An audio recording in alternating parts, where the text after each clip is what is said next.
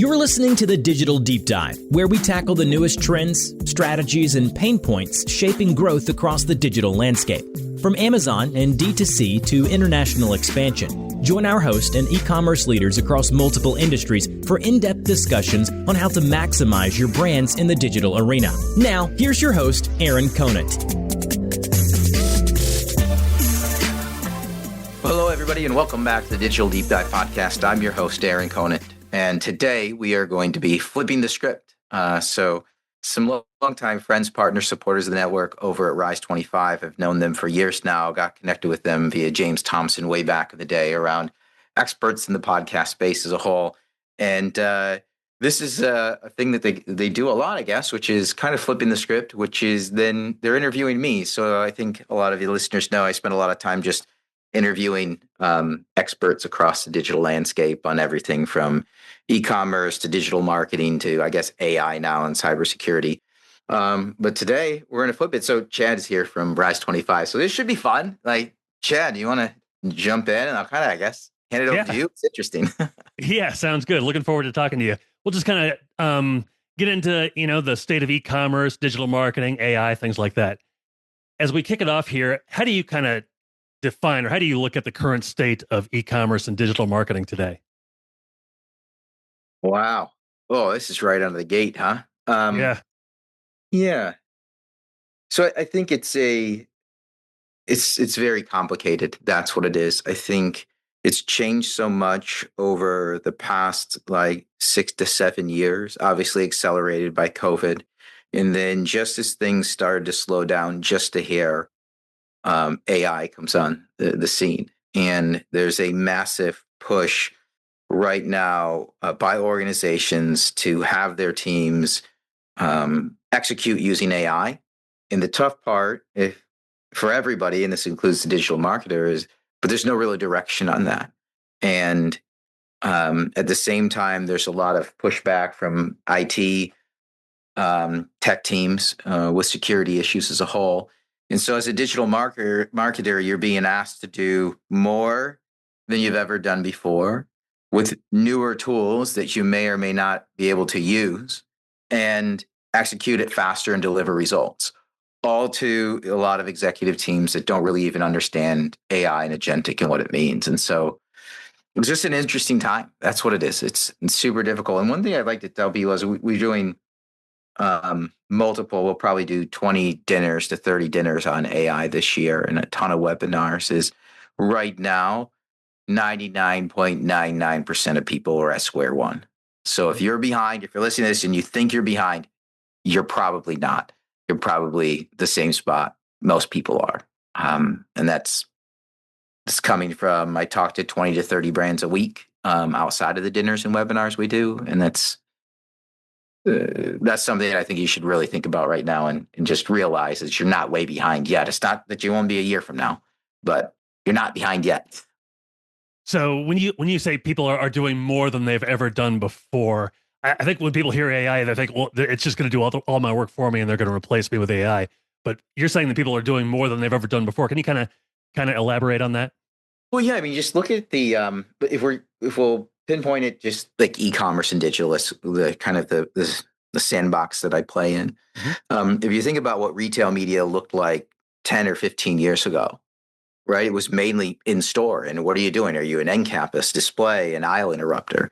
And now at this point in time, as a marketer, retail media also means all the retailers and all of their digital media networks, from Amazon to Walmart to Target. And so you're now being asked to not only come up with a budget and come up with a spend, but then in return show both in store and online. But then also which one of those are working and which one's not. Where should the next dollar go? So now you're talking about a measurement piece. And so especially which a lot of people are trying to get in store right now, e-commerce is great. It's awesome. But at the end of the day, a lot of these brands want to get on store shelf. Well, then once you're on store shelf, where's the next dollar to spend? Is it an end cap? Is it on an aisle interrupter? Is it, on Walmart Connect or whatever? Like, people don't know.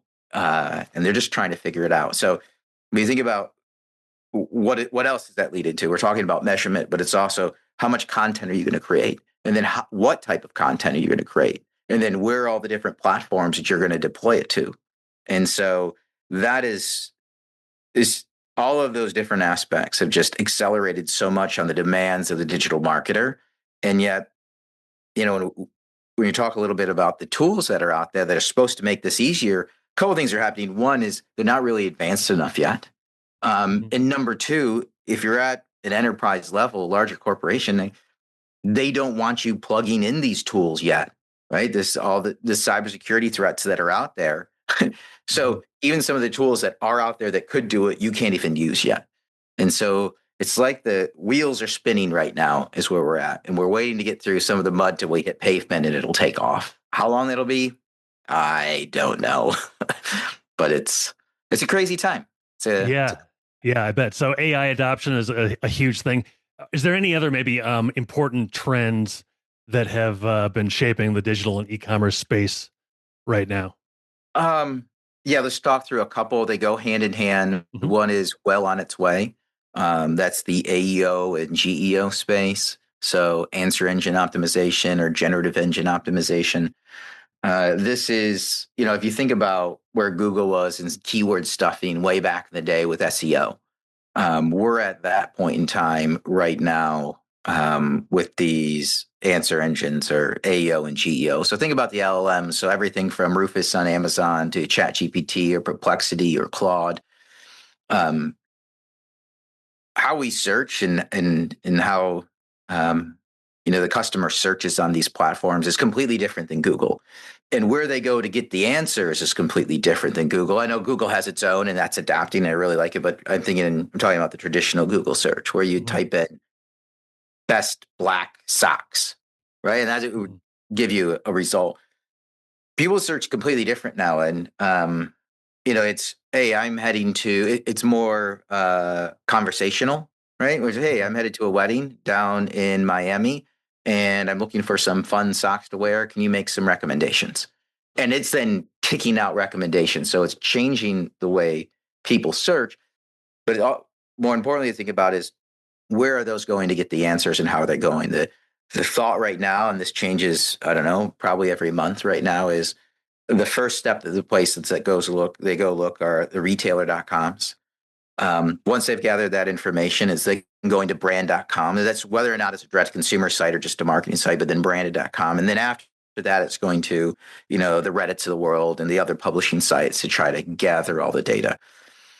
So a big trend right now is trying to understand, number one, where do you rank in these, right? And then number two is going to be, well, what content, where are they looking specifically for your product information? The next one is then understanding the changes you have to make in those spots. And then the next one is actually going out and executing those changes as a whole. So that's really big. It's at the top of everybody's mind right now is, number one, can I get a gauge on where I fall? Number two, what do I need to fix? How am I going to be able to fix it? And then how am I going to be able to go execute on it? So if somebody maybe an entrepreneur or something, so like I've been paying a lot of money for Google ads and they've been working okay so far. But now maybe the game is totally changing. What is maybe the first step that somebody would want to do now, given that it's more of a conversational search? You have to figure out, there's platforms out there like an Azoma or a Profound, these platforms that are out there that are going to be able to tell you where you're at and where you rank. That's step one, right? It used to be a little bit easier. I don't know if it's easier or not, if it's just something we've come to understand because we've been doing it for 20 years. It's just a new way of looking at that. And you have to get a tool that's going to tell you where you're showing up. That's kind of step one. Because this is a trend. I think they were saying there's a company we just did a dinner with Market Performance Group, but a Sensor Tower who pulled a bunch of data. And I think on Amazon, over 30% of Black Friday shopping was done using Rufus. That's a huge number compared to, the year before.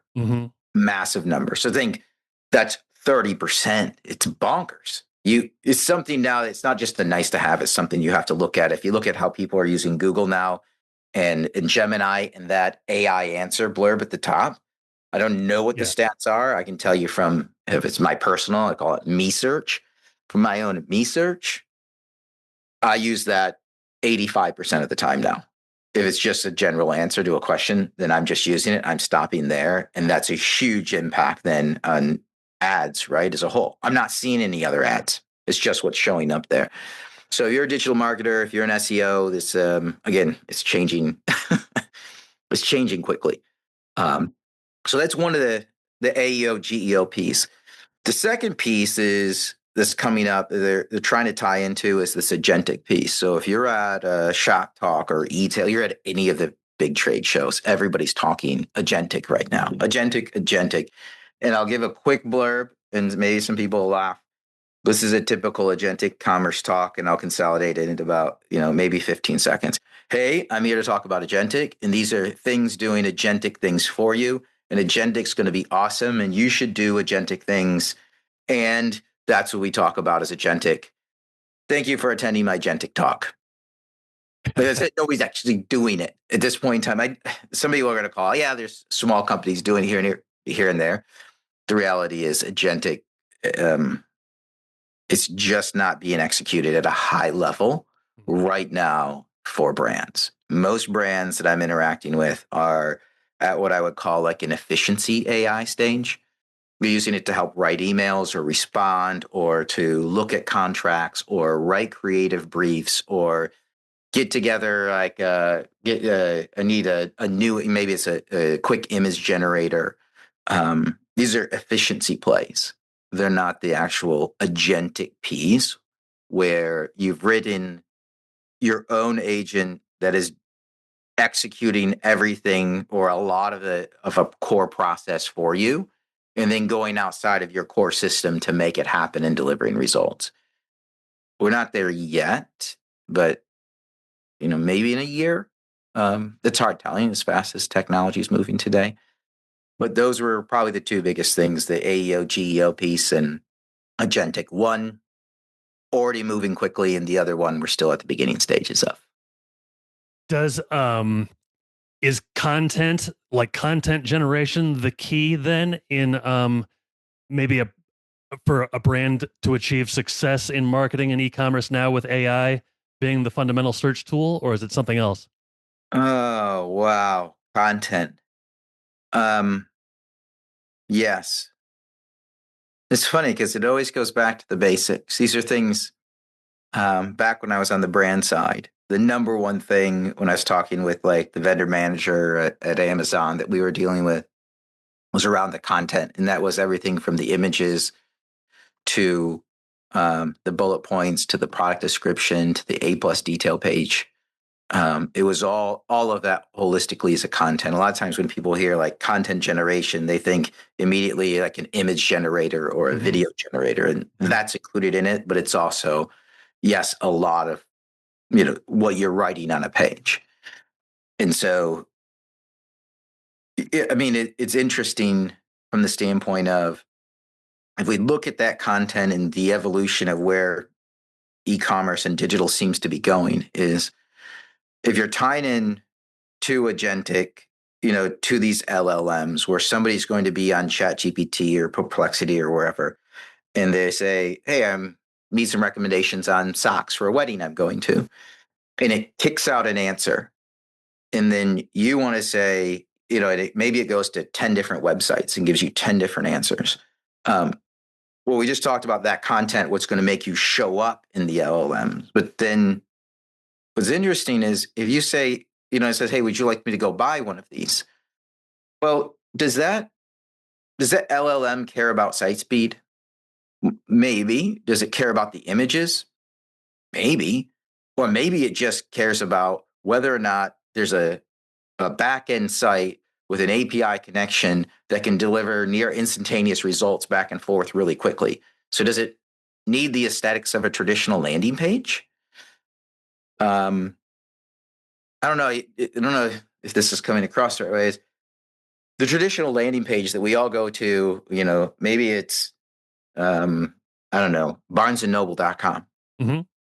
The LLM does not care about what barnesandnoble.com looks like. Mm-hmm. Doesn't care about the aesthetics. It doesn't care that the navigation bar is on the left-hand side. It doesn't care about where the Q&A section. What it cares about is, are the products there? Is the information and the content there that it needs to grab and retrieve to return to the user?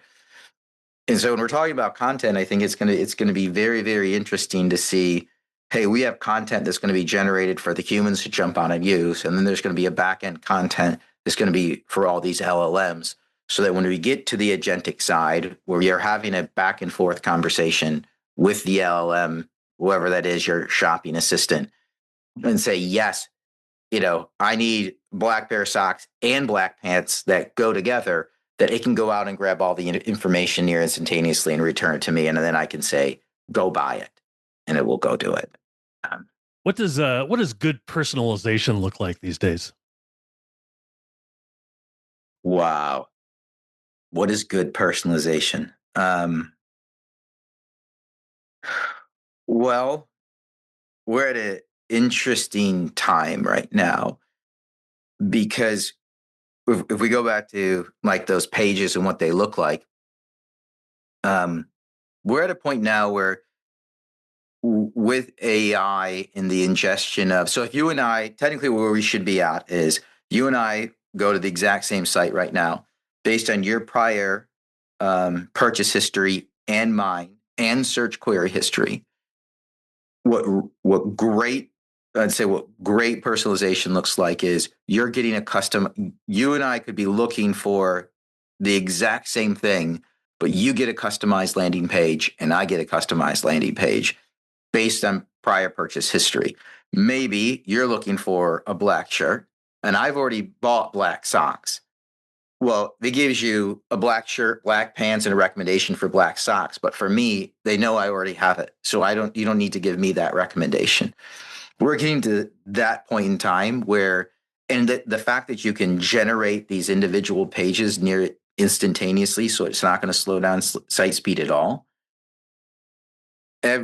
Every person could have a unique landing page. This is stuff where, back a few years ago when they're talking about where CDPs and what they were going to be able to deliver, and they were saying, hey, one-to-one personalization it wasn't there yet. They're saying, hey, just put everybody into cohorts and try to get as small as cohorts as possible. Now we are at a time where everybody that goes to a website can get a personalized experience on almost every page they click on. Wow. Which is bonkers. For sure. Now, what's holding that back? What's holding that back is, again, companies aren't always ready to plug that tech in. Yeah. Right. And they're still I just talked about like the digital marketer and the e-commerce teams as a whole. They're still trying to figure out everything that's been thrown at them over the past 5 years that's going faster and changing faster than ever, to go back and touch the website again. I don't know if people are ready for it yet. I don't believe they are. There's too many other things to do, right? Sure. Yeah. Would you say that's the biggest challenge a company might face in this age of digital transformation, or have we already discussed one previously? I think fundamentally the biggest issue that I think this is any organization is going to face, especially in e-commerce, but I think any organization, is how fast technology is changing. Mm-hmm. And I don't even grasp it, and I deal with it and talk about it almost every single day. And it's changing faster than we can keep up with it. And that means fundamentally our jobs change so fast, right? Are we the experts that we used to be? And the answer is probably no. And that's hard, if you think even from a leadership level in a lot of organizations, you're talking 55 plus. And, it's a hard, I'm approaching 50. It's an interesting time in a career where you've been working for 30 years, and you're at the point where you should be the leader in almost every aspect. And now fundamentally the tools that you have to be using and you have to get your organization to be using, or you're just going to fall behind. You have to go back and relearn everything and realize you're not the leader that it's hard to be the leader that you need to be at this point in time, given how quickly everything's changing. And I think that's hard. I think it's hard for everybody. Maybe not my 20-year-old son, right? He's at the forefront of it all. So when would you ever, so let's say, people who didn't grow up just learning it, somebody who's 20 years or younger, but now you kind of have to adapt to everything. It's more of an adaptation process than just a growing with it process. And let's say you fully invested your energy and your time and your money to catching up, and then you finally are like, and then you realize you're behind again. Like, when are you ever square? You're never now. You're never now. And that's a tough thing, right? Like, you and I were never square. we can't keep up with it. I don't see how we do. But I mean, then you put it's like grading on a curve though, right? Like, hey, are you trying to improve every day, and are you staying ahead of everybody else? And that's kind of the game that gets played.